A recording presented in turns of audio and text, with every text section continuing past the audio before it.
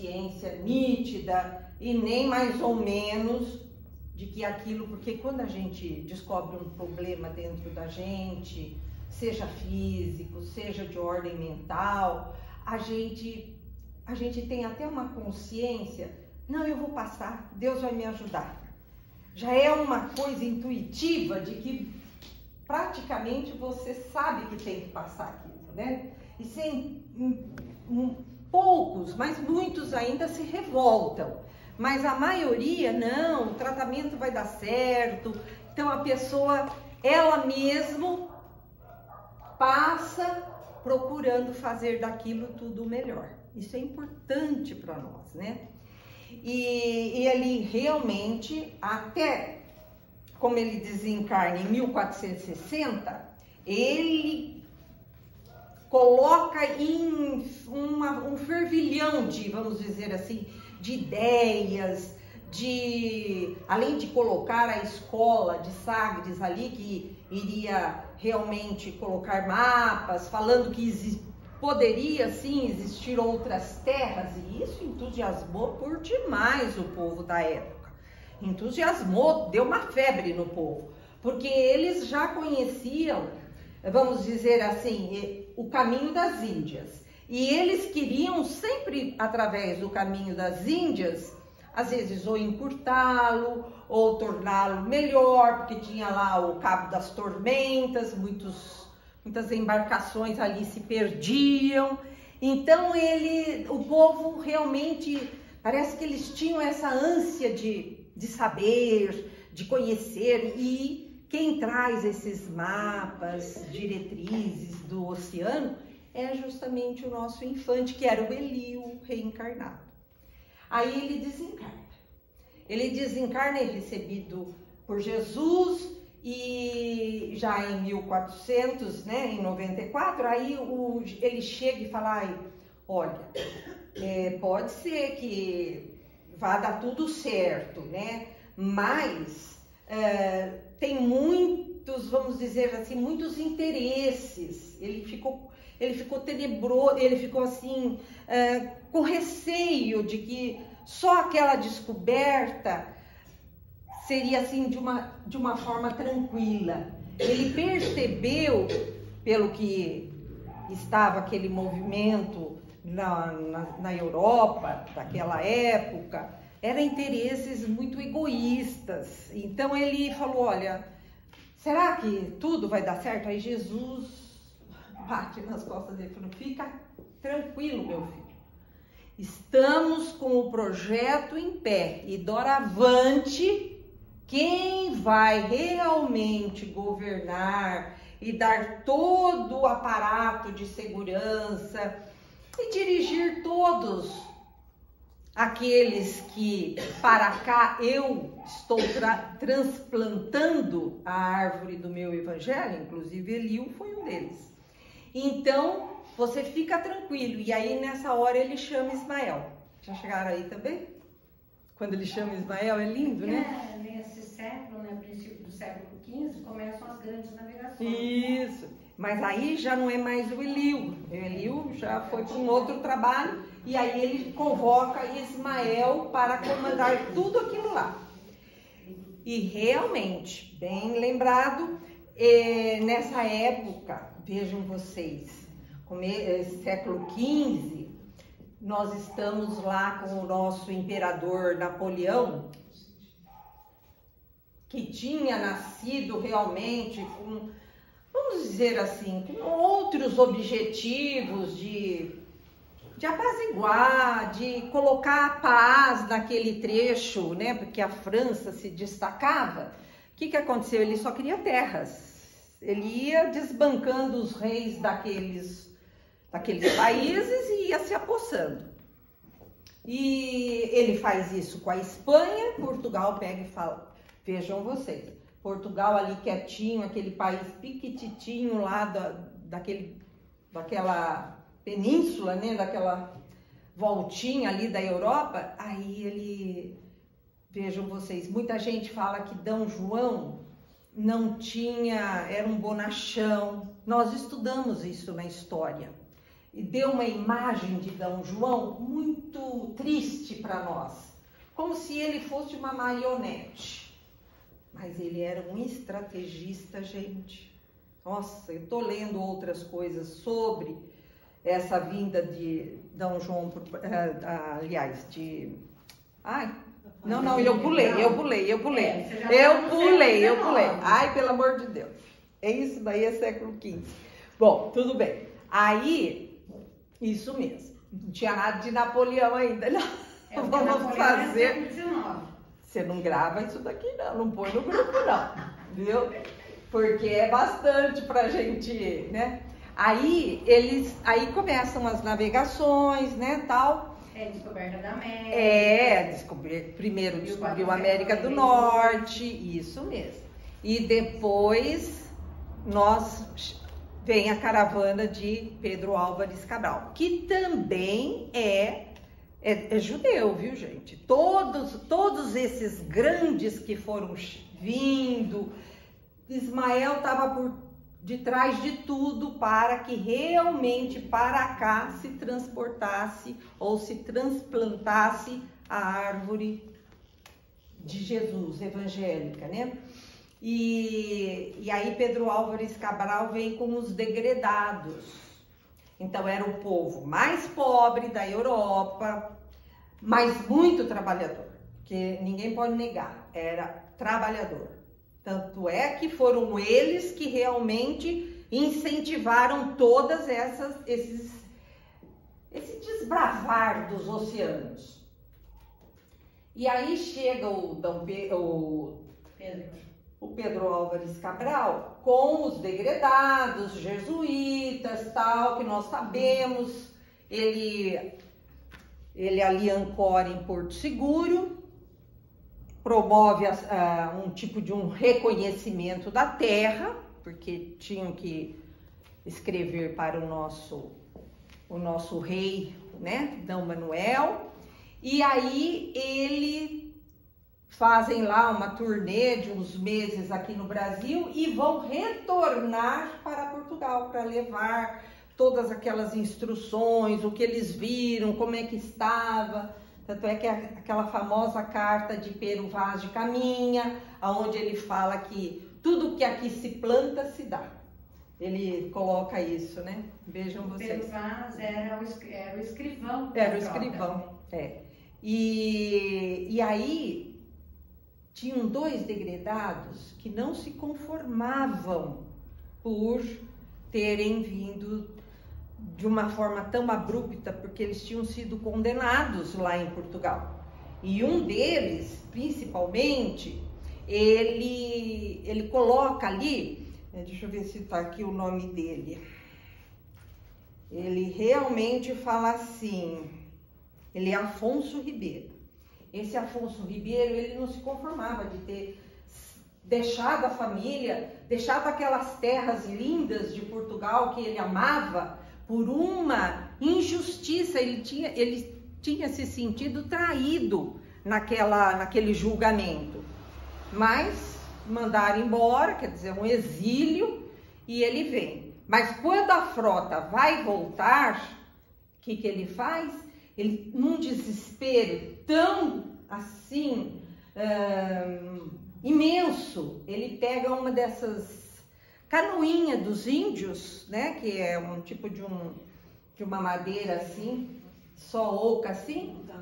Isso, mas eles chamam, deixa eu ver aqui, é um tipo de uma embarcação indígena, que é o piroga, né? Parece que é. Deixa eu ver.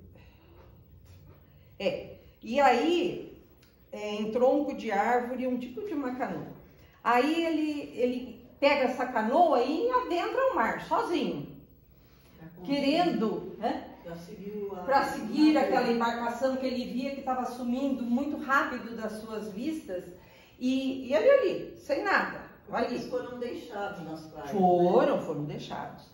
E aí ele pega e faz, porque ele ansiava pela morte. E ali ele faz um depoimento, assim, um pedido para Jesus, que é, olha Olha, ele fala assim: Jesus, tende piedade da minha infinita amargura.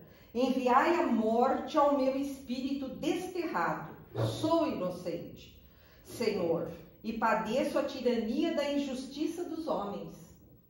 Mas se a traição e a covardia me arrebataram da pátria, afastando dos meus olhos as paisagens queridas e os afetos mais santos do coração, essas mesmas calúnias não me separaram da vossa misericórdia. Então ele pede para Jesus que mesmo com tudo aquilo que ele não abandone.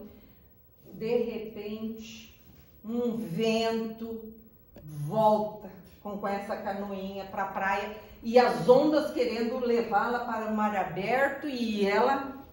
Então aí fala, é o primeiro trabalho de Ismael nas terras já que ele teria comandado, que iria comandar e teria aceitado isso dele. Dedinho de Ismael aí.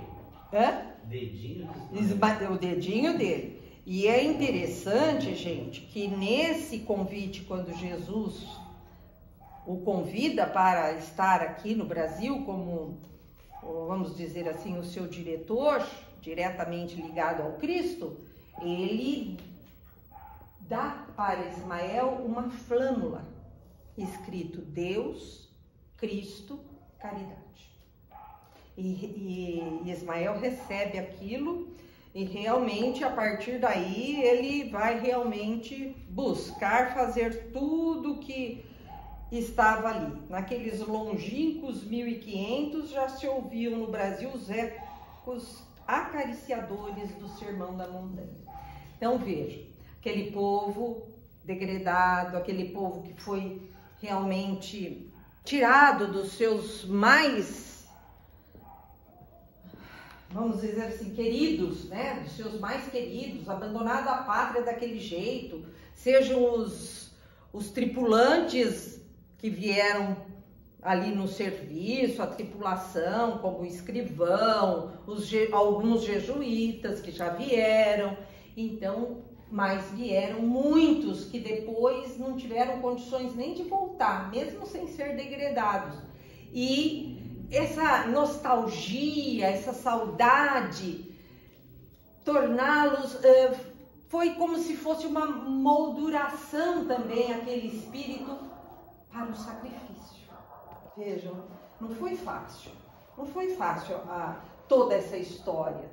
E a gente acompanhando aqui pelo livro, que seja só um estímulo para todos nós estudarmos muitas vezes, aí vai acontecendo todo isso de 1500, vão continuando as descobertas, o desbravamento de toda aquela terra. Entra lá também nesse período as bandeiras, né, que vão ali, a civilização brasileira vai ali, realmente vem os governadores, que nós sabemos, Tomé de Souza, né, até o último Mendes Sá, e aí vai tendo todo aquele desenvolvimento, mas sempre com o auxílio, a cobertura da falange de Ismael, dos espíritos bondosos.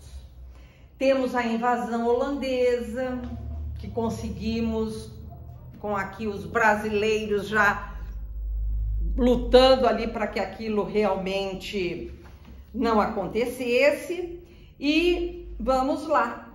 É que uma grande preocupação, né, de Jesus era manter a unidade, né, do formato do país, não perder. Não perder. Que foi programado. Não, porque naquele tempo ele já colocou lá, nos meados do século, nos finais do século XIV.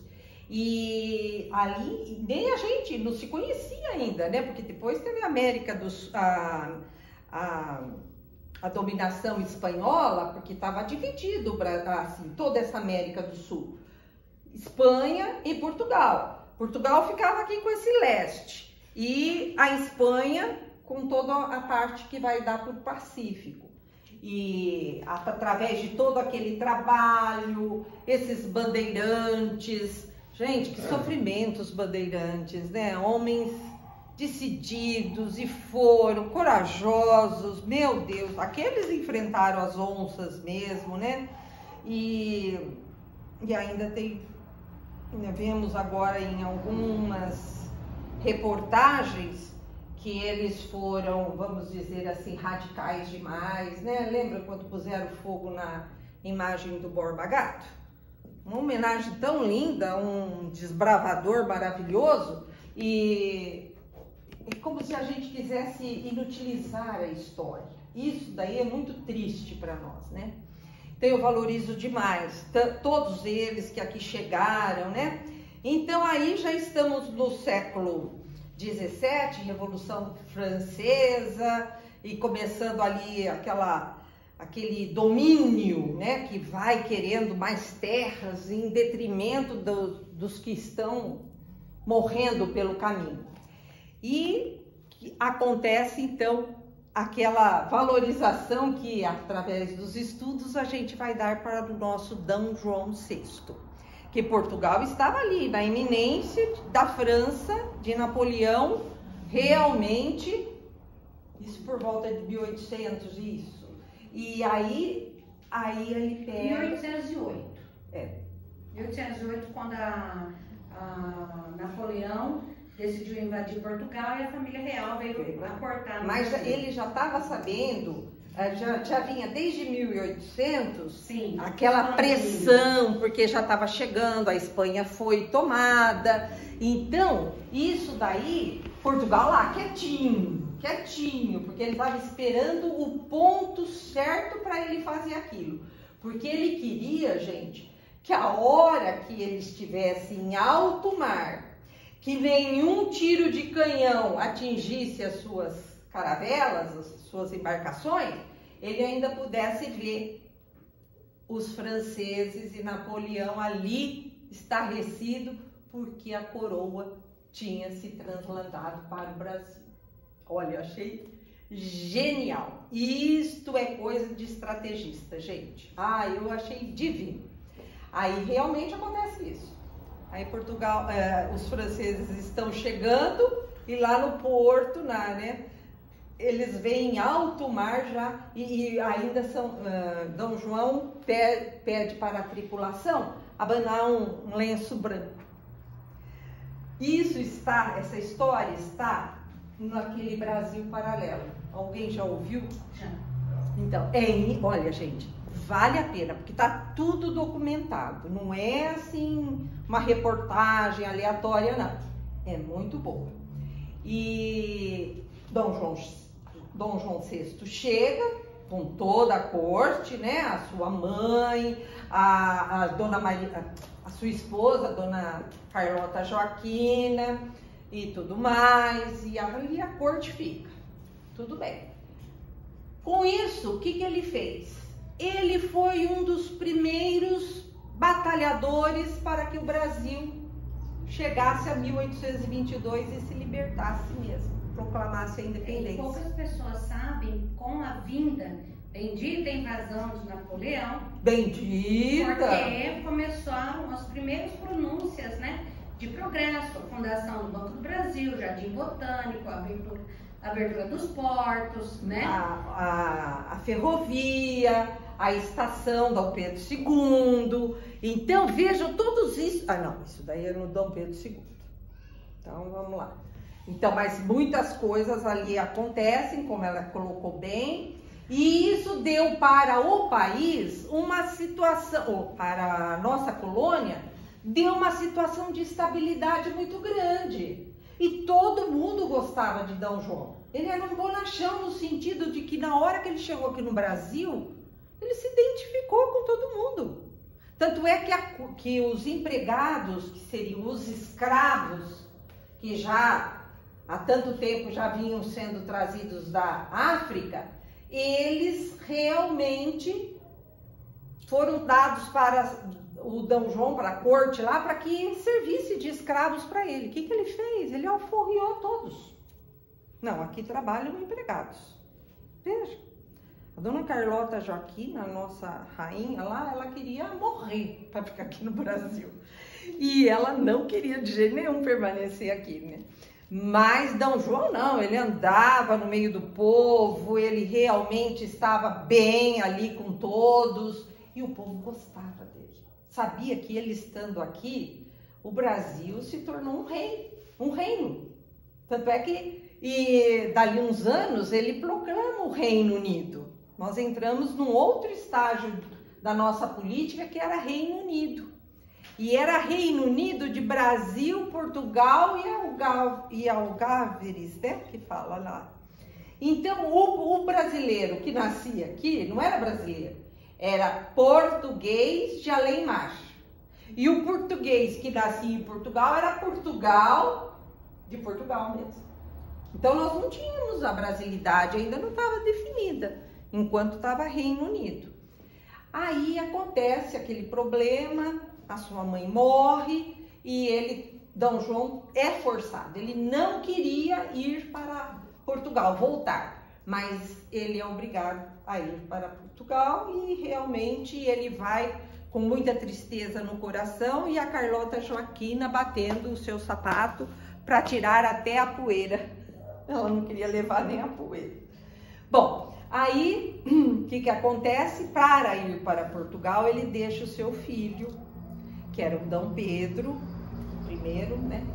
E esse filho dele foi criado, gente, e nesse Brasil paralelo, eles dão aquele que a gente vê em outra pessoa atualmente aqui, que nós estamos assistindo, uma identidade semelhante. Ele foi criado com os filhos dos empregados da corte. Ele andava, você pensa que a Carlota Joaquina conseguia pôr o terninho dele lá de príncipe? De jeito nenhum. Ele andava de camisa aberta, ele era de riacho, ele era de subir em árvore, ele estava sempre no meio do povo, adorava um boteco e muito fanfarrão. Muito fanfarrão. Muito mulherengo. E ele era de uma impulsividade, falava palavrão, que a Carlota Joaquina falava, como esse vai ser o príncipe, meu Deus! Mas só que ele tinha um irmão, chamava Miguel, o irmão dele. E a Carlota Joaquina conseguiu colocá-lo bem ali, almofadinha. Era aquele bem vestido, bem limpinho, educadíssimo, não falava palavrão, tudo isso. E realmente bem diferente de Dom Pedro. Então, quando Dom João teve que voltar para Portugal, ele fala para o Dom Pedro, Pedro, olha,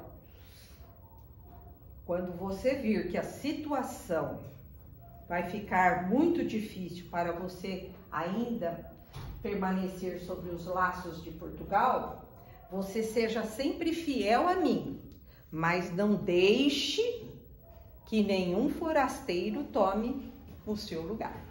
Isso, e aí tem as cartas, por isso que esse Brasil paralelo pegou bem isso, porque entre cartas de Dom Pedro, que já fica como o príncipe, e Dom João, continuou por muito tempo essas cartas. Ele obedecia muito o que o pai falava. E aí todos nós já temos assim aquela noção daquele período que em 1800 e já chegando quase em 1822 acontece, mas só que o nosso príncipe, Dom Pedro, ele era assim de uma situação que ele nunca ele era muito irrequieto, estava aqui, estava ali, mas o povo adorava ele. Ele era adorado por todos os brasileiros. E por quê? Porque ele estava sempre ali, ele buscando sempre o melhor para o Brasil. Sempre o melhor para o Brasil. Teve uma situação que chegou um europeu, não me recordo se foi da Áustria ou da Hungria. A Áustria era da família da mãe dele, né? A Leopoldina. Não, a esposa dele, a esposa de Dom Pedro. Gente, eu fico que nem um crioulo doido aqui, falando coisas que... Por isso que é bom, quando tem as pessoas que já leram, né? E aí, da dona Leopoldina, né? E ele chega no Brasil, não tem ninguém esperando. Ele pergunta para um menininho, onde é que fica a sede do império, aqui do imperador, né? A casa do imperador. O menininho mostra para ele. E ele vai entrando. Quando ele chega, ele vai entrando, ele vai entrando, ele vai entrando. Ninguém fala nada, ninguém o barra. E ele vai dar direto no escritório do Dom Pedro I. Aí, tem que falar só Dom Pedro. Aí ele chega e fala assim, mas que isso? Eu não fui barrado em nenhum cômodo, eu não fui barrado nem na entrada. Você não tem escolta? Falou, escolta? Não, abraçou ele, tal, se cumprimentaram. Ele falou, vamos dar uma volta aqui no Rio. E foram dar uma volta no Rio de Janeiro, na capital, né? Andaram, e aquele povo atrás dele. E queria pegar no braço de Dom Pedro, e queria isso, e falando, e todo mundo dando vivas. Vocês lembram de alguém que anda assim? Bom, e tal, e o cara sendo apresentado para aquele povo da rua, entrou no bar, num boteco e tal. Chegaram novamente lá na casa. Ele pega e fala assim, você tá vendo que eu não tenho escolta? O povo são meus soldados. E ele era muito bem quisto.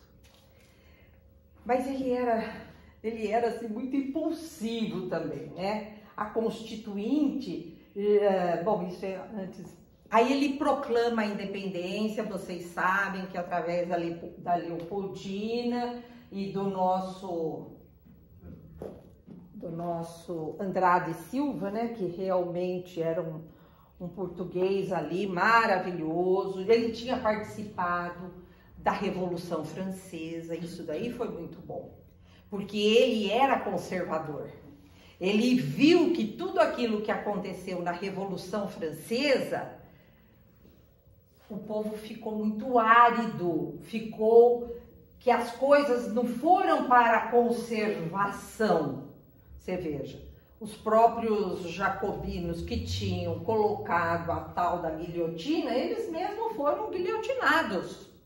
Então aquilo ficou uma coisa muito que o nosso Andrade Silva, ele falou, não, aqui não, eu quero ainda conservação de valores. Então ele ajudou por demais ali. E chegam as cartas, todos nós sabemos lá, eles saindo de Santos para São Paulo, e que já seria impossível. Se ele não fizesse, Portugal iria, vamos dizer assim, despachá-lo, porque ele teria que voltar para Portugal de qualquer jeito. E aí chega a carta de Portugal, falando, tá calor, né? Será que pode ligar? Tem pessoas que estão, acho que aquele, né? Eu tô vendo, que tá esquentando, eu também tô com calor. É que você falou irrequieto, todo mundo começou a ficar irrequieto. Bom, tá bom. Eu comecei a me coçar. Bom, aí, o que aconteceu? Quando chegou a carta, veja, Dom Pedro, ele sempre viajava com um sacerdote também, um jesuíta. Sempre ele tinha um lá do lado dele. Quando chega a carta, ele não está muito bem, ele está subindo de Santos, porque ele foi apaziguar algumas revoluções que estava tendo por lá, por Santos, pelo Rio. E aí ele pega, e ele tinha comido alguma coisa que fez muito mal. Isso na história foi contado até como um deboche, que ele fez a proclamação em cima de um porquinho, né? Porque ele estava com uma dor de barriga imensa. Realmente ele estava. Aí quem é que não tem uma dor de barriga? Não é verdade? Isso como a gente diz, não importa. O importa é que ele estava ali. E aí as cartas chegam. Ele primeiro pega a de Portugal e dá para o sacerdote ler para ele. Lê em voz alta para todo mundo escutar. Chama os seus os seus, vamos dizer assim, os seus súditos mais chegados ali, e o padre lê. E leu a carta que realmente ele não tinha escolha. Ou ele defendia o Brasil até a morte, ou ele teria que voltar para Portugal. Isso o padre. Então, veja, ele lê depois a Leopoldina, lê a carta do Andrade Silva, e ele pega e se recolhe um pouquinho, fica sozinho, e quando ele volta, ele dá o grito da independência às margens do rio, do Ipiranga, do riacho. E aí, vejam vocês, depois aquele quadro foi pintado, já bem depois, 1800 e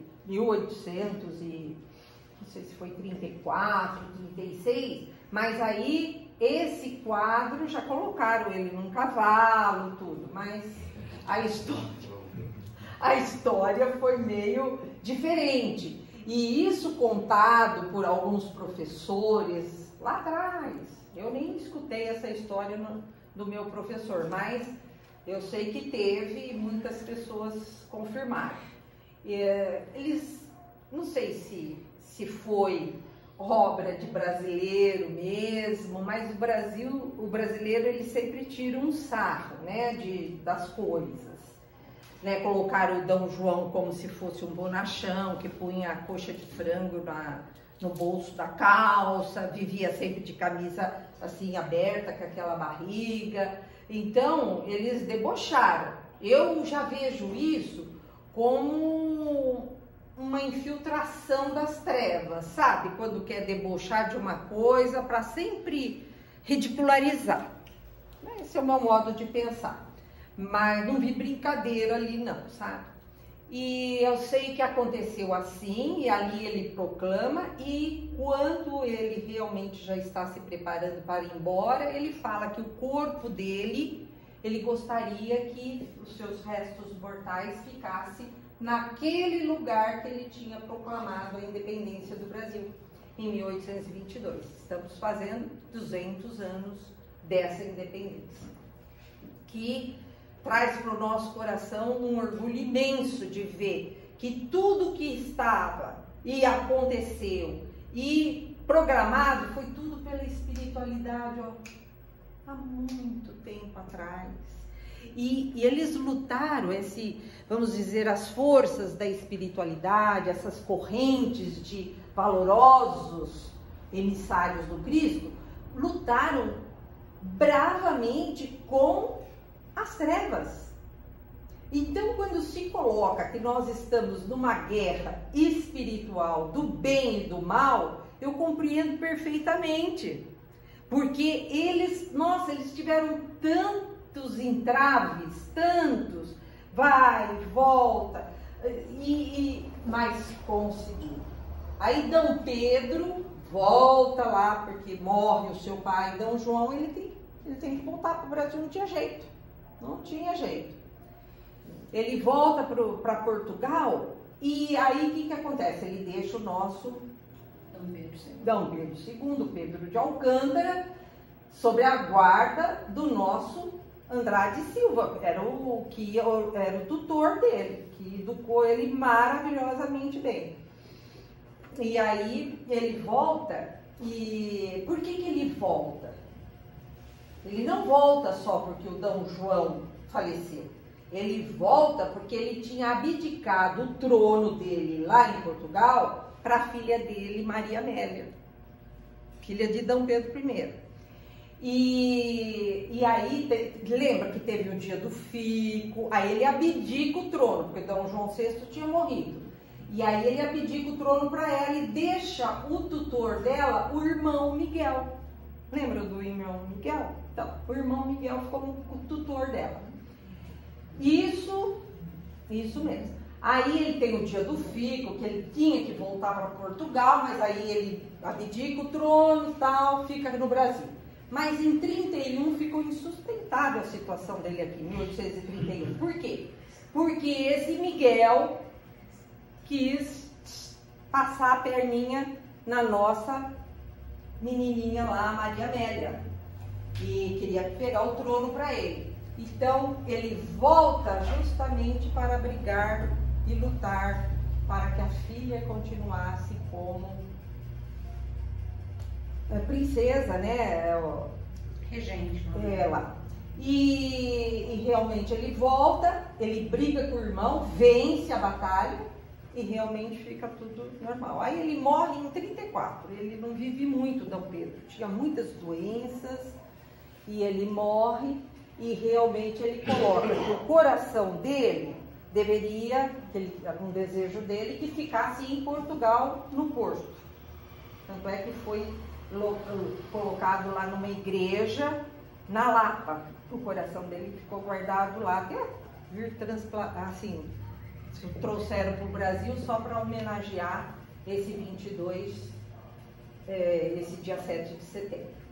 Então vejam vocês que tudo isso, a gente quando começa a ver, fala, meu Deus, é muito cuidado das forças espirituais para que essa nação ficasse ali daquela forma que Jesus idealizou. Não podia ser diferente. E todas as adversidades, o Brasil foi contornando. Não, tanto é que Jesus falava, essa não será uma nação onde ela vai progredir por lutar por terras, por ser a maior, por entrar em coisas políticas que realmente a coloquem em situações muito voltando muito para o sentimento materialista, imperialista, essas coisas. Por que não? Porque aqui eu quero, já que eu transplantei a árvore do meu evangelho, eu quero que aqui seja todo ele, continuando como coração do mundo, mas pátria do evangelho. Aonde aqui nós iríamos receber as lições já apropriadas até pela nossa miscigenação maravilhosa que tivemos. Os povos africanos nos trouxeram a humildade, nos trouxeram a resignação, nos trouxeram aquele sentimento de religiosidade que eu adoro, né? Todo esse sincretismo, né? E tudo isto, aqui foi tudo muito bem manipulado por todos, tanto é que quando o Brasil, já com Dom Pedro II, se encaminha para a República, tanto é que no livro está assim, quando nós vamos nos encaminhando para a República, Jesus já coloca para Ismael, já estamos atingindo a maioridade. Está num trecho do livro. Então agora nós vamos chamar outros cristãos, vamos dizer assim, da época de Jesus, Zaqueu, né? Todos aqueles famosos, que nós vamos continuar com esse trabalho imenso. E aí vai renascendo o nosso Bezerra em 1823, né? Não, 1923, não, ele morre em 1900, o nosso Bezerra. Então é 1800 e qualquer coisa ali, que eu não me recordo a data, acho que nem tem no livro. Mas ele renasce e vai sendo ali. Era um político, vejam vocês, muito inteligente, muito voltado para o bem comum, foi deputado. E quando ele descobre a doutrina, porque o Brasil, ele foi realmente recebendo, já na época de Kardec, quando estoura em 1848, as meninas lá em Hidalgo, nos Estados Unidos, aqueles fenômenos, as irmãs Fox, e o Brasil, como todo, a Europa também, foi aquela coisa de fazer aquelas reuniões, as mesas, todas aquelas experimentações que a gente fala, né? Seriam reuniões de experimentações. O Brasil começou também, lógico, e tinha gente assim muito instruída, inclusive um visconde que ele era Deixa eu ver se está aqui fácil para eu falar para vocês. Eu achei interessante isso, a obra de Ismael.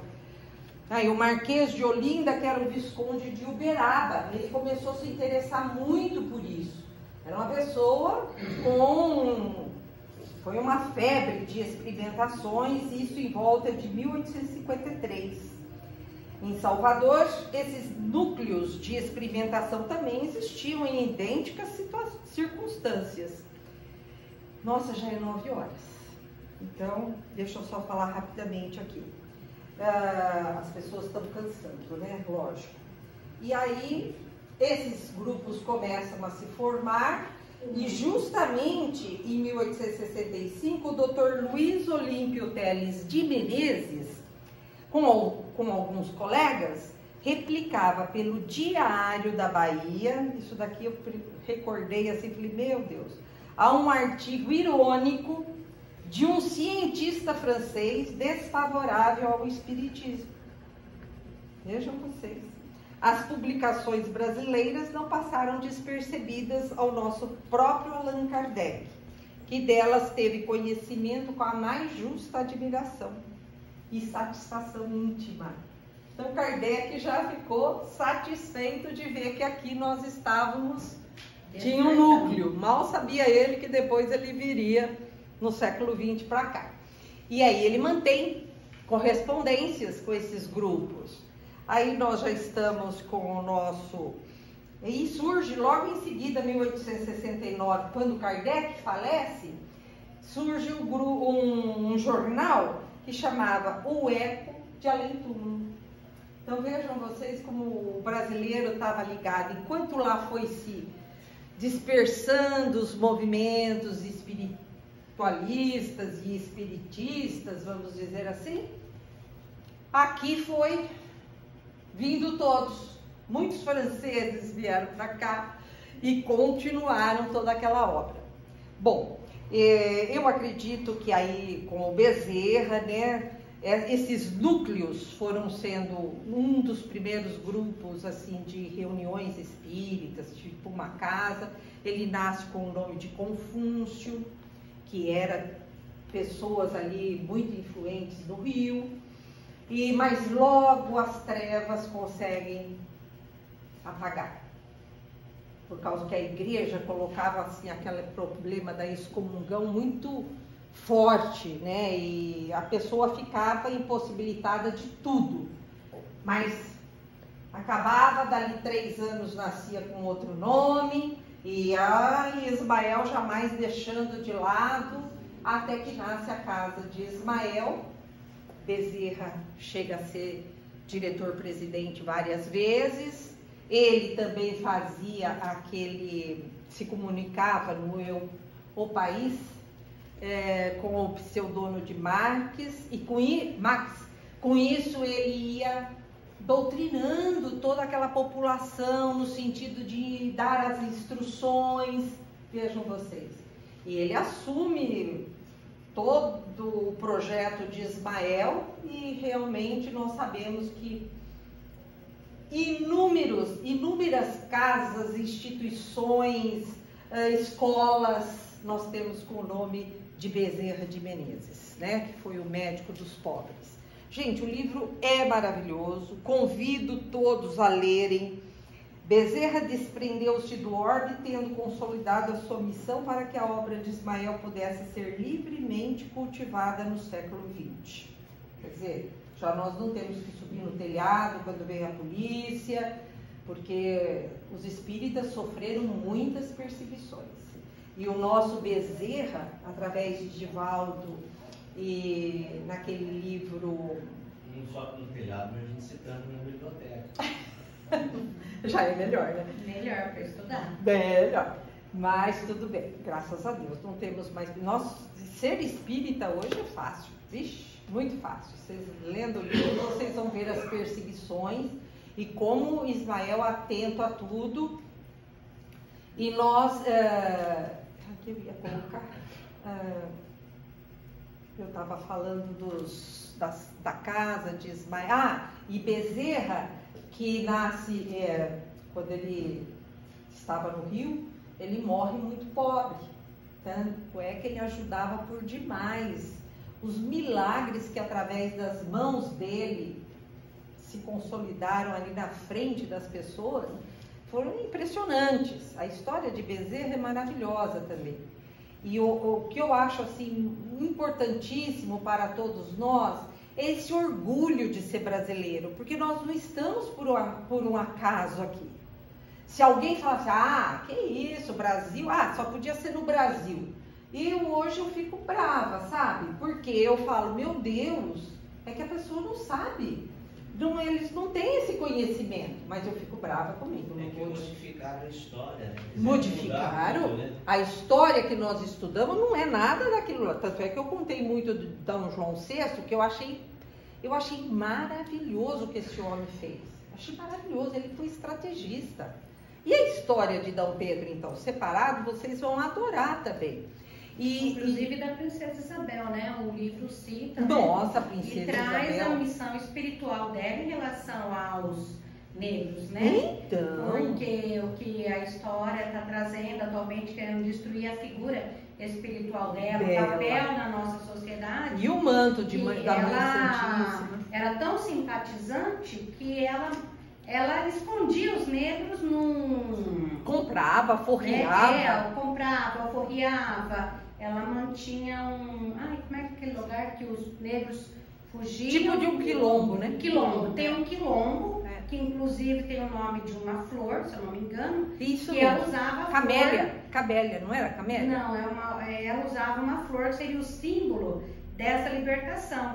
Então ela fazia parte do movimento abolicionista. Então, espiritualmente falando, né, essa responsabilidade que ela teve. Muito. E outra, ela era religiosa e descreve a história como se ela fosse uma tontinha. Só uma figura. Só uma figura. E ela era super enérgica. Ela trazia o Conde D. Ela que trazia o Conde D. Ela não era manipulada por ninguém.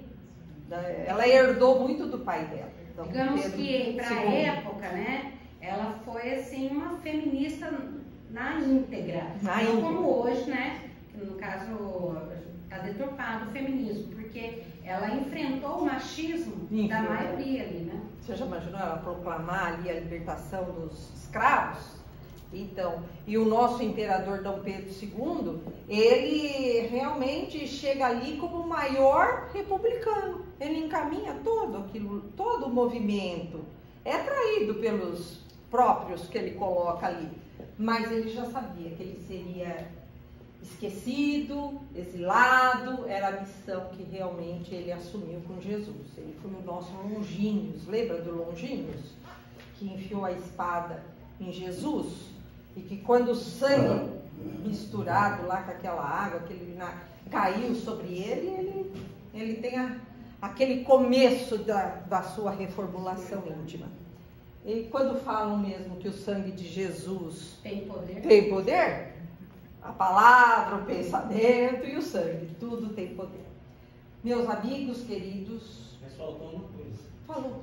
A esperança na nossa nação. Eu tenho muita esperança, gente, porque só de eu estudar e reestudar esse livro, você se vê num momento importantíssimo. Hoje é lutar pela nossa independência. É porque tudo hoje é passageiro, né? Então. As pessoas se pautam hoje por uma mídia falsa, de novelas, de Rede Globo. As pessoas vão buscar informação na Rede Globo, através da novela, e quando a gente tem a oportunidade de um estudo mais sério, as pessoas nem ligam. Né? Desprezam, não prestam atenção. Né? Eu acredito muito nisso mesmo, viu, Luiz? Pessoal, vamos respeitar. Além da gente realmente cultivar isso, que a gente possa prestar mais atenção nas coisas. Como o Luiz falou, é tudo muito passageiro? Não, vamos nos deter.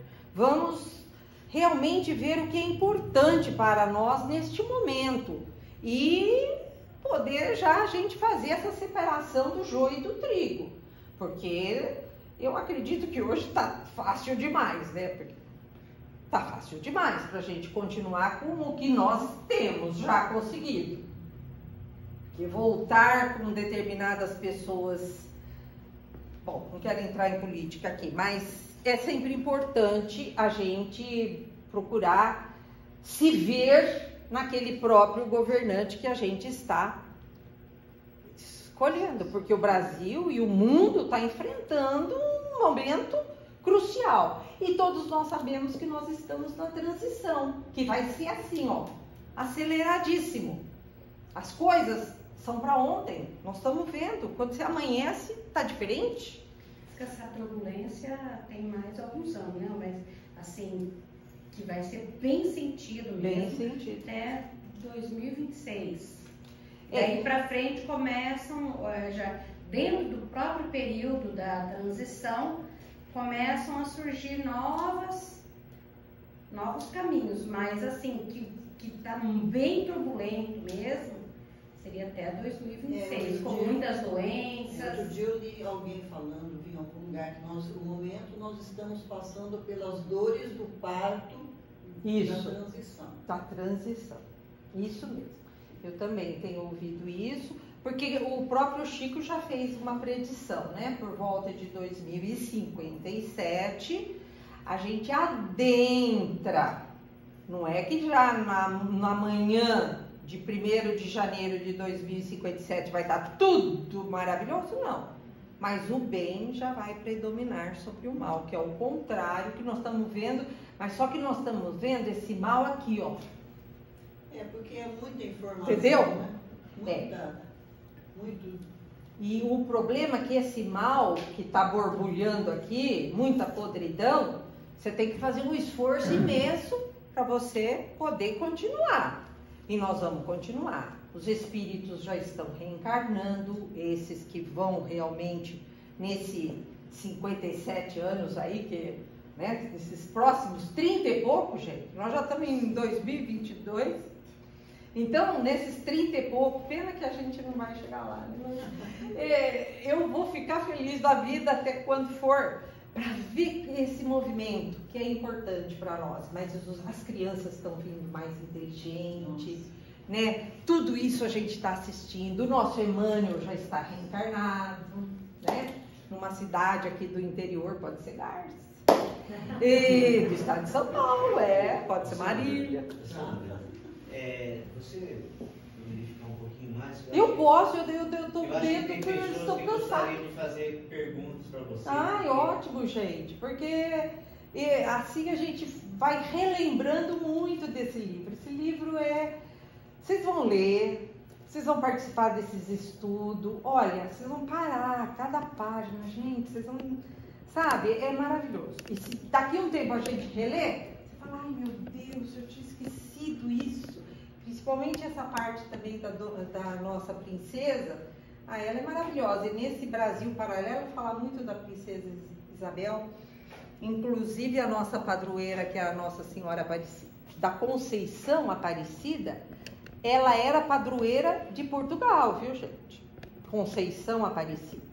E aí nós também colocamos, tanto é que a coroazinha dela foi a nossa princesa Isabel, que fez nos moldes que ela, quando seria coroada, que ela nunca foi. Você vê que bonito, né? Que despreendimento. Com todas as joias dela. Ela fez o manto e fez a coroa. Mas, olha, gente, vamos conversar, porque é maravilhoso. Nós estamos sendo os contemporâneos desse momento. Maravilhoso. Vamos valorizar para poder contar para os netos. Eu tenho uma dificuldade, não sei se vocês não têm, porque as escolas hoje estão terríveis. Não existe mais, né? Esse compromisso de... A gente não se dá conta do que está acontecendo, né? O aluno, a criança não está dando. Não está dando, a criança. Patriotismo está assim, guardado na última gaveta, do último armário, do último canto da casa. Tanto é que eu sempre levei meus filhos para os desfiles. Meu marido punha o maior aqui, eu segurava o outro e a gente ia. E eu vou até hoje.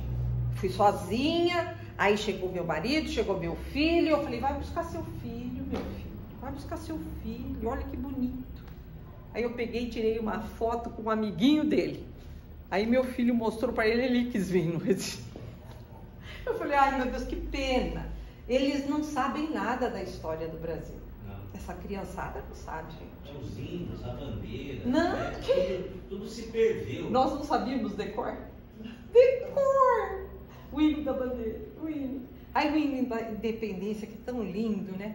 E tudo isso, ai gente, eu sei que acho que nós estamos passando pelo mesmo momento, porque não tem, os nossos netos, eu vejo, eles são muito bons em matemática, computação, mexem nesses aparelhos com uma facilidade, mas de história, de valor, tá certo que os pais estão ali ensinando, né? São meninos bons, minhas netas também, mas eu não vejo conteúdo, sabe? Assim, esse conteúdo que nossa geração é a que está sustentando, gente. Nossa geração vai sustentar para dar esse salto. Então, nós pedimos para reencarnar, nós temos uma responsabilidade muito grande, porque depois eles já estão sendo preparados para um mundo diferente. Eu também nós não vamos questionar o progresso de jeito nenhum, porque é sempre para frente e para o alto. Mas nós estamos para sustentar é como se fosse uma ponte. Digamos que seja a nossa última oportunidade de colaborar com a formação desses jovens, né?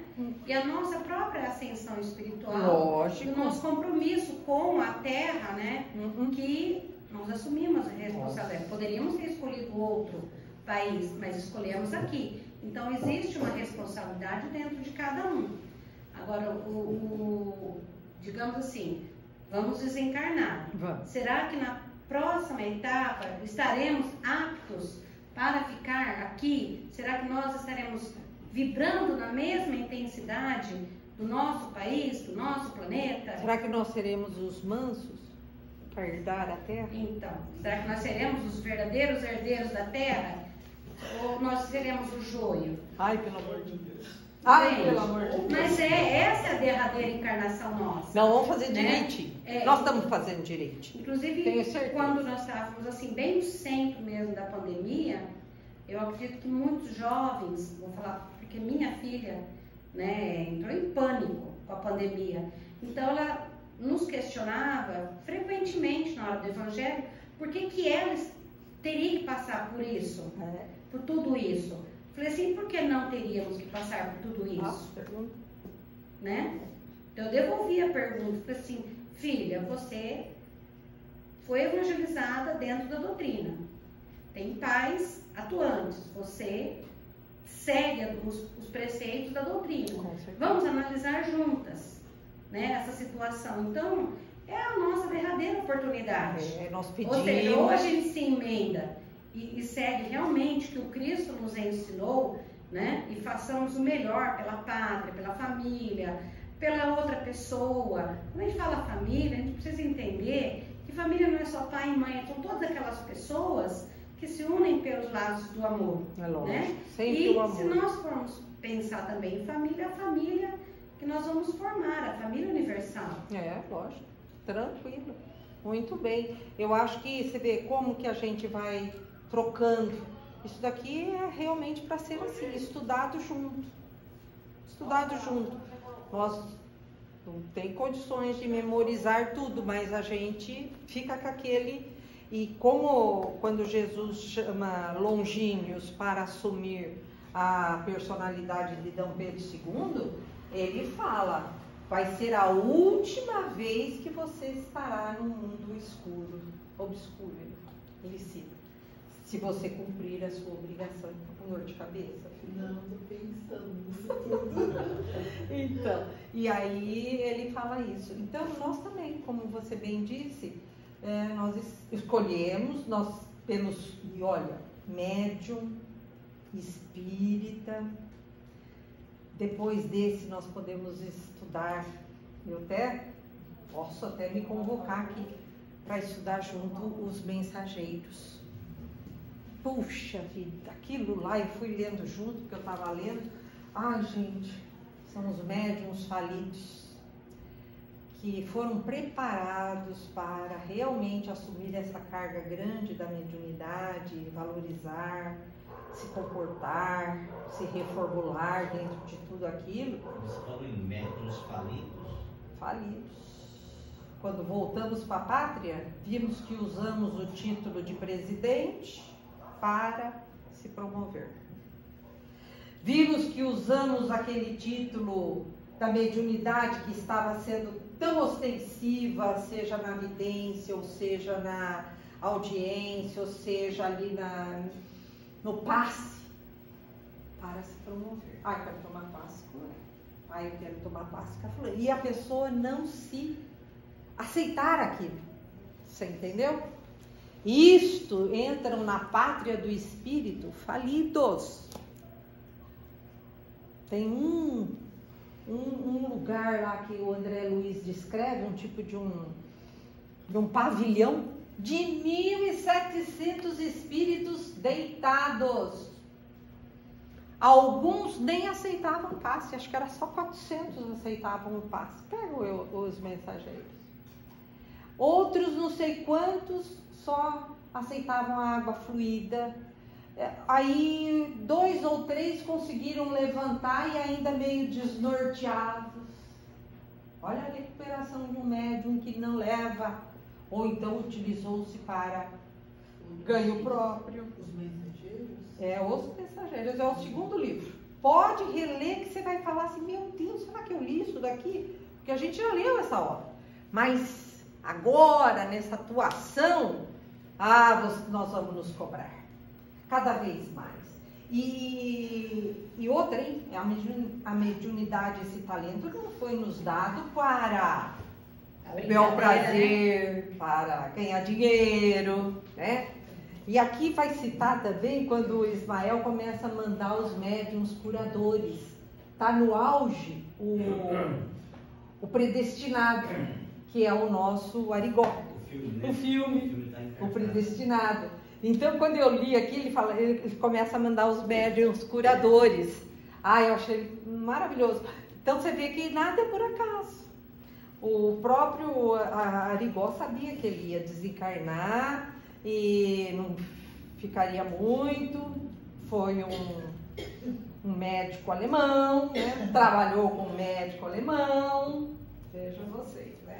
Os africanos que vieram eram mesmo de guerras fratricidas, por isso que eles foram escravizados. Tudo dentro da doutrina se encaixa no provas, expiações, causa, efeito, né? Ai, gente, acho que eu cansei demais vocês. Não, mas foi ótimo. Olha, eu agradeço de coração. Que Jesus abençoe essa casa bendita e que daqui seja realmente essas sementinhas que vão sair, vão para a Europa, vão para onde for, porque o celeiro do mundo é justamente o celeiro espiritual. Não é só que nós vamos alimentar o povo, estamos alimentando o povo. E isso não foi falado pelo nenhum dos espíritas, vamos dizer assim. Foi por um cientista que chegou aqui fazendo uma excursão na nossa Amazônia e falou: isso daqui será o celeiro do mundo. Foram palavras de Rubon. Tem um nome que eu não sei falar em inglês de jeito nenhum, nem sei se acho que ele era holandês ou norueguês. Ele era Rubonte, sei lá. E ele que fala, esse é um celeiro. E aí é colocado como celeiro do mundo, mas Ismael tem o sentido do celeiro do evangelho para o mundo. Recebemos todos, fazemos a nossa miscigenação. Vocês viram os dizeres bonitos que a rainha, antes de morrer, colocou para o Brasil? Você mantém a democracia num povo miscigenado? Eles não acreditam. Todas as raças aqui. Então, que bonito, né? Deu tempo dela ver isso, o nosso 7 de setembro, que foi maravilhoso. Gente, muito obrigada.